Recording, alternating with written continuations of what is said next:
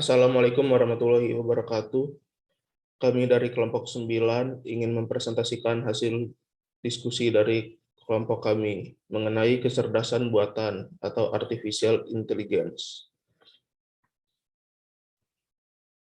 Kelompok kami beranggotakan saya sendiri Ahmad Nabil Saputra dengan NPM 9, lalu Faisal Febriansyah dengan NPM 19, lalu Atia Saumi Sanjani dengan NPM 29, lalu Cindy Julian Dasari dengan NPM 49, dan Milan Tasya dengan NPM 59. Di sini definisinya adalah kecerdasan buatan artificial intelligence merupakan salah satu bidang ilmu komputer yang didefinisikan sebagai kecerdasan yang dibuat untuk suatu sistem, sehingga sistem tersebut seolah-olah dapat berpikir seperti manusia.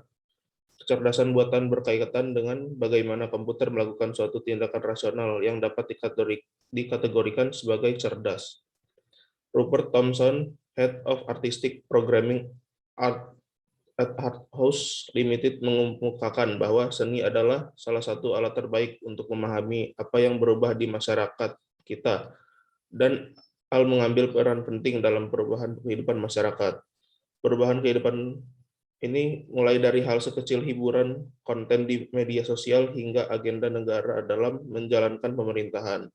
Semua memanfaatkan teknologi AI, Artificial Intelligence, sama halnya dengan dunia seni yang memanfaatkan AI dalam satu siklus produksi, distribusi, dan konsumsi.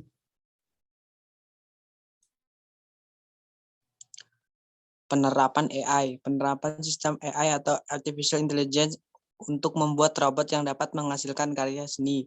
Tujuannya adalah untuk menampilkan kemahiran manusia dalam menyampaikan gagasan di mana ide kreatif dalam otak robot tetap berasal dari manusia. Jangan sampai justru penciptaan karya berbasis teknologi seutuhnya untuk menciptakan makhluk baru yang membuat manusia tidak lagi perlu berkarya.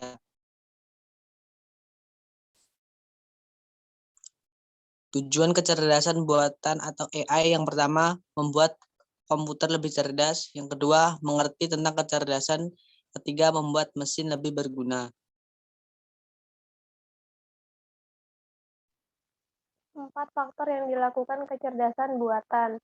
Secara garis besar, sebuah kecerdasan buatan dapat melakukan salah satu dari keempat faktor berikut. Acting humanly, sistem yang dapat bertindak layaknya manusia. Kedua, thinking humanly, sistem yang bisa berpikir seperti halnya manusia. Yang ketiga, think rationally, sistem yang mampu berpikir secara rasional. Dan yang keempat yaitu act rationally, sistem yang mampu bertindak secara rasional. Contoh kecerdasan buatan, yang pertama ada deteksi teks, yang kedua ada deep text application, yang ketiga ada rekomendasi e-commerce, dan yang keempat ada sistem virtual. Siklus kecerdasan buatan. Yang pertama, siklus produksi, penerapan sistem AI untuk membuat robot yang dapat menghasilkan karya seni. Yang kedua, siklus distribusi, adalah aplikasi sistem AI dan machine learning pada distribusi karya seni. Yang ketiga adalah siklus konsumsi, yang adalah para konsumen juga berperan penting dalam pembentukan siklus produksi karya seni.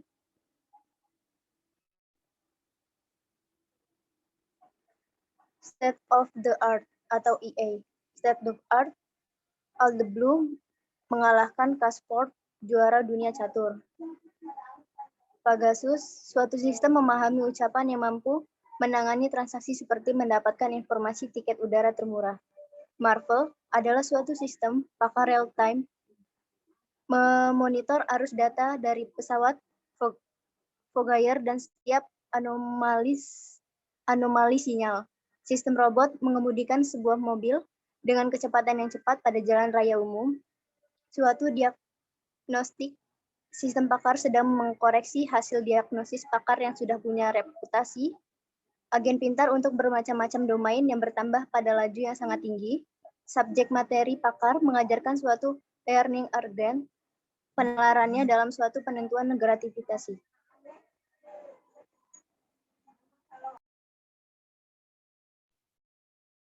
Jadi di sini kami mengambil studi kasus tentang perangkat lunak Blue Dot atau perangkat lunak yang untuk mendeteksi sebuah penyakit yang menggunakan sistem AI yang dapat mengidentifikasi jenis pneumonia yang diketahui memberi peringkat berbahaya pada tingkat 3 pada skala 5.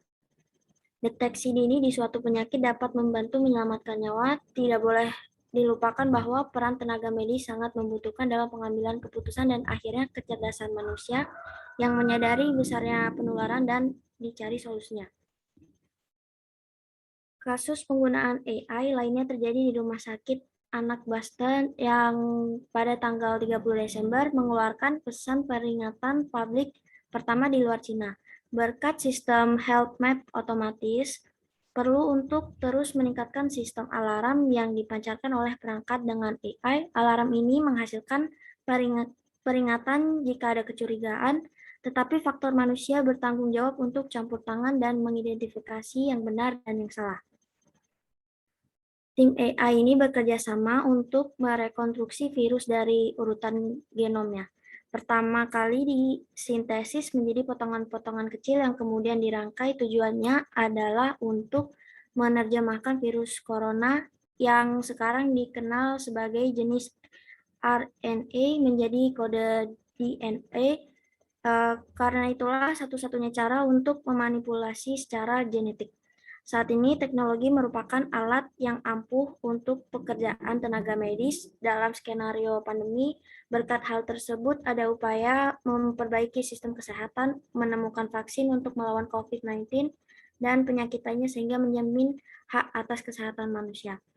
Maka disitulah peran AI sangat dibutuhkan bagi tenaga medis.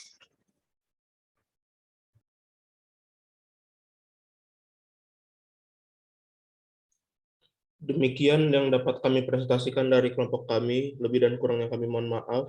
Wassalamualaikum warahmatullahi wabarakatuh.